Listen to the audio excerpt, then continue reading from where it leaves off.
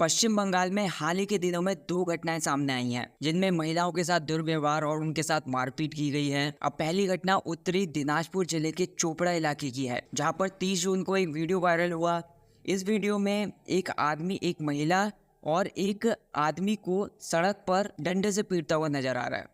अब वो जो आदमी है वो महिला को बहुत बार मारता है और वो दर्द से चिल्लाती भी है, लेकिन वो आदमी रुकता नहीं है, वो उसे मारता ही रहता है। अब बाद में वो एक आदमी की ओर भी मुड़ जाता है, उस आदमी को भी बहुत बुरी तरीके से मारता है। इस पूरी घटना को देखने के बावजूद वहाँ पर जो आसपास भीड़ इकट्ठा थी, उस भीड़ ने किसी की मदद करने की कोशिश नहीं की, किसी ने उस आदमी को रोकने की कोशिश नहीं की। अब वीडियो में ये भी देखा गया है कि उस आदमी ने महिला के बाल पकड़कर उसे लात मारी। अब ये जो पूरी घटना है, इसको लेकर विपक्षी पार्टियां राज्य की ममता सरकार पर सवाल उठा रही है। भाजपा और सीपीआई जो इनके नेता हैं, उनका आरोप ये है कि पिटाई करने वाले जो आदमी है वो तृणमूल कांग्रेस का नेता ताजिमुल है, जो स्थानीय विवादों में तुरंत न्याय दिलाने के लिए फेमस है। अब दूसरी घटना 27 जून की है, जब भाजपा ने आरोप ये लगाया था कि कूच बिहार जिले में उनकी महिला पदाधिकारी रोशोनारा खातून को तृणमूल कांग्रेस के सदस्यों ने घर से खींचकर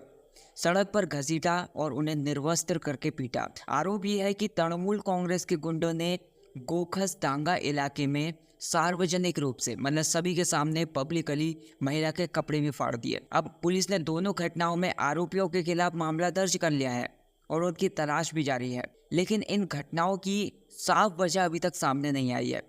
ममता सरकार की ओर से इन घटनाओं पर कोई भी रिएक्शन नहीं आया है। अब बीजेपी के जो आईटी सेल के जो मेन हैं अमित मालवीय, उन्होंने सोशल मीडिया पर यह कहा कि इस वीडियो में ताजिमुल, जो चोपड़ा विधायक हमीदुर रहमान का करीबी है, महिलाओं को बेरहमी से पीट रहा है।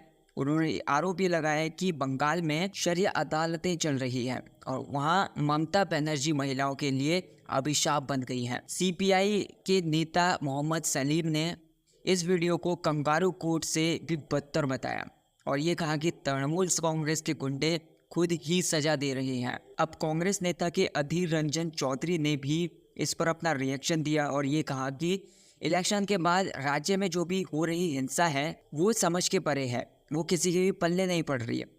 उन्होंने सवाल ये उठाया कि ममता सरकार हिंसा का सहारा क्यों ले रही है, जब वे पहले ही राज्य में सबसे ज्यादा सीटें जीत चुकी है। कूच बिहार की इस घटना में जो पीड़ित भाजपा महिला नेता हैं, उनको अस्पताल में भर्ती करा दिया गया था।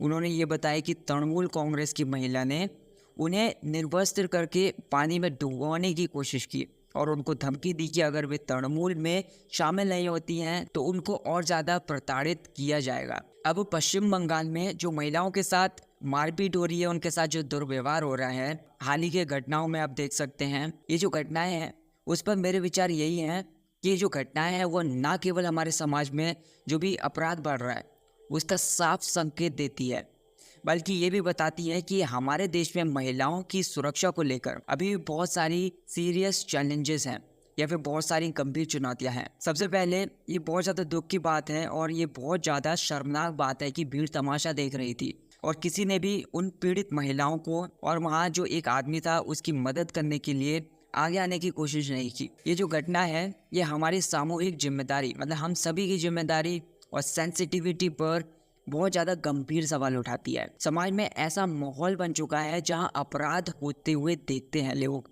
लेकिन उनके बीच में इंटरफेयर करने में कतराते हैं। अब दूसरी ओर एक जिम्मेदार नागरिक के रूप में मुझे ये समझ में नहीं आता कि राजनीतिक दल महिलाओं की सुरक्षा के मुद्दे को अपने फायदे के लिए इस्तेमाल कर रहे हैं। राजनीतिक दलों को चाहिए कि वे इसी तरह की से घटनाओं की निंदा करें और जो पीड़ित हैं उनके पक्ष में खड़े हो जाएं, बजाय इसके कि वे इस मुद्दे को पॉलिटिसाइज करें और एक दूसरे पर आरोप प्रत्यारोप लगाएं। अब तीसरी बात यह है कि पुलिस और कानून व्यवस्था की सिचुएशन पर भी सवाल उठते हैं। जब ऐसी घटनाएं बार बार होती हैं तो ये साफ है कि कानून लागू करने वाली एजेंसियों की जो भी कार्य प्रणाली है उसमें कहीं ना कहीं कमी है। हमें ये भी इंश्योर करना चाहिए कि जो दोषी हैं उनको जल्दी से जल्दी पकड़ा जाए और उन पर सख्त से सख्त कार्रवाई हो, उनको सख्त से सख्त सजा मिले, ताकि ये जो घटनाएं हो रही हैं बार बार, ये घटनाएं दोबारा ना हो।